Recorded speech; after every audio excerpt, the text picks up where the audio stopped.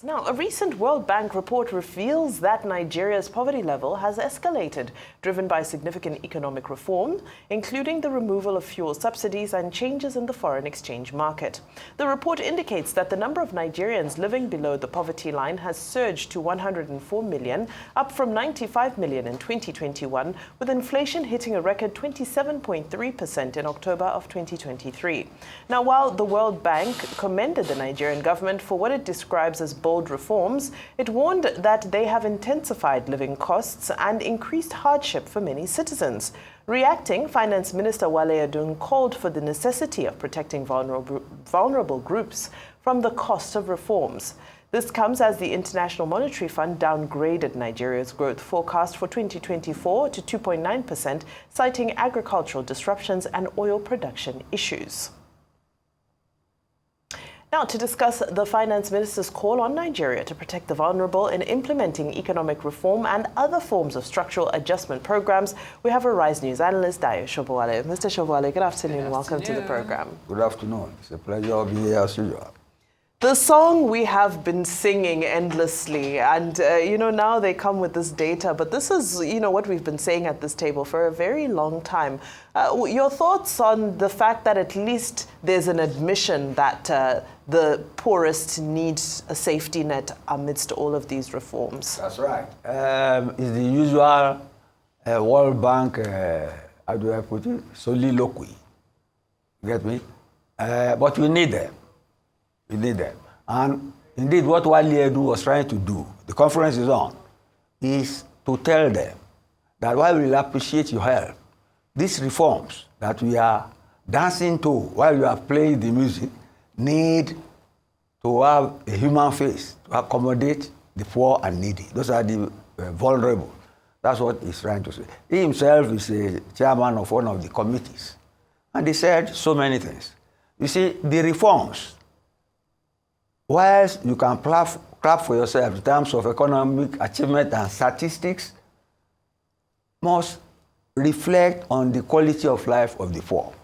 The World Bank itself is not commending itself for what is happening, but it is blaming itself. It has even admitted that their goal to eradicate poverty by 2030 will not be possible, and it gave many reasons. There's a report they put on the table, which they are discussing, poverty, prosperity, and the planet. You get me? And the realization or conclusion they have come to is that the planet is creating challenges that does not make prosperity distributed fairly. You get me? And does not seem to be making life livable on this planet. And that is the challenge they have to face. They said all the efforts to eradicate poverty have stalled. They have stalled. And that there is need for them to find the way to overcome climate challenges, because they say climate has become a threat multiplier.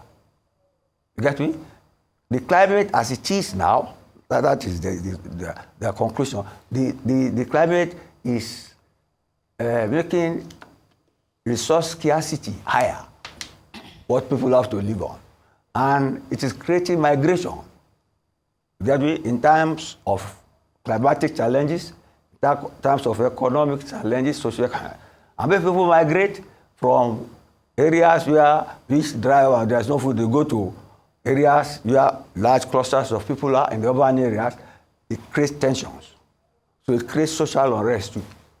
Get me? And that leads to protests, which has become the norm all over the world. They have admitted all this. Get me?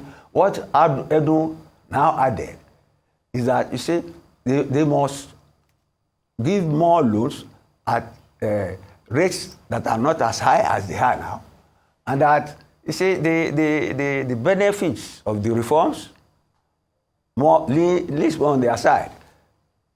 In the West, the developed countries, their inflation is falling down. You get it? And they are reducing their deficit, but the opposite is happening here. That's what he's trying to tell them. so that they must put on a human face and be more accommodating. Let's leave it at that for now. Well said, Mr. Sobowale. Now, what specific metrics should be used to measure the success of the social protection programs? There should be many metrics, but the fastest, immediate, is transfers. Transfers. And like Edu said to them, that, see, these reforms have to be communicated so that the beneficiary and those involved communicate it to the needy, so that their expectation is not in disguise. Though the expectation, they know there's help on the way. We call it something like a speedometer, people to know what is in the offering for them, when and how they will get it. But you see, you know from our own experience, I think what has happened to Edu is that he is the man on the ground experiencing this thing now. So he's giving a report to the bosses that, hey, even though you are following what you are doing, but we know the price. Have you get me? And somehow, somewhat, the climate and the environment, so many issues are not helping matters. Because see, if you have peace, if you have stability, it means everything is going fine. And people are working and getting their reward. But if the flood comes, if there is drought, if there is migration, people running governance becomes difficult. Even democracy itself, the integrity of democracy becomes flimsy, literally, because everybody, those in power don't want to leave, and the electoral process becomes manipulated, if not manhandled. So what they are trying to say is that the climate, although I'm suspicious of this, you know, there is this movement away from fossil fuel to clean energy. That is the baby of the West. So they are linking everything to it, but it does make sense. You see what is happening? If I will talk, the brief that I have, the needy right now, even though you may call it season now, are the people suffering from floods. All these floods in the north. Even though the president has gone there, they have voted money, let us make sure those money get to the needy at the appropriate time, not when they are dead. That is our own experience. It's telling the world our own experience, which they know, and in a way telling them that these are the consequences of the reforms which we are doing. Now, Mr. Sobowale, since the creation of the Bretton Woods institutions and the implementation of these reforms across the world, we've all been very well aware of what some of the consequences of these reforms are. It's not a surprise to anybody. So, you know, what do you think we should make of this statement? Because surely this is information we all had going into these reforms. Now, coming and making this admission from the minister that, oh, truly we need to create a safety net, something that should have been done maybe prior or, you know, simultaneously with the reform. So do you think that this is just a publicity statement as he's overseas and, you know, our diplomatic friends need to hear the right language? Or do you think there's a genuine will for these social interventions? You have raised the point. He is giving a report. He knows, like I said he's the practitioner. He knows where the shoe pinches. So he's making a report. So we all know that you know what is on the ground. It's not that but you see, to answer another part of your question, there are countries that have gone through this before, and leaders that have achieved a poverty alleviation to a state. Lula in Brazil, he served his 2 terms, was succeeded by somebody, Ian Pig. Now he's now back as president.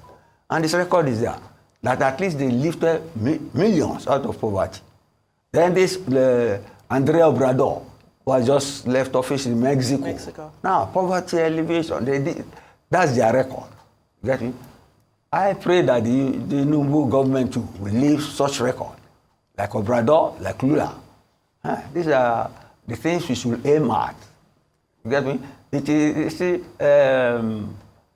reducing inequality between the rich nations and the poor, and between different segments of society. It's the ongoing work of existence and leadership. Let's play we get it right. And people will have the purchasing power such that they creep out of the poverty line and live a better life. That's what the Bretton Woods people are trying to do. They've been doing it since the end of the last World War. But it seems to be favoring them more than us. I certainly hope we get it right this time. We'd like to thank you for your analysis. As always, Arise News analyst, Mr. Dayo Sobowale, many thanks.